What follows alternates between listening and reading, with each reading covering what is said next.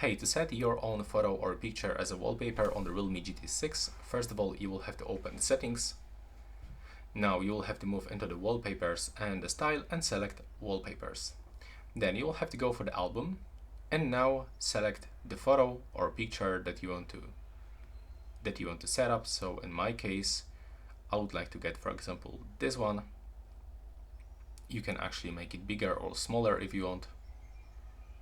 And then when you click here, you can even blur the picture, get some different look, some recommendation, but let's stay with this one. Now we can also make zoom on, zoom in, and you can make it scrollable.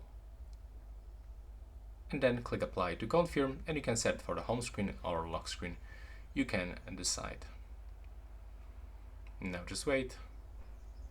And as you can see, it's finished. So that's all for this video. Right now, please subscribe to my channel.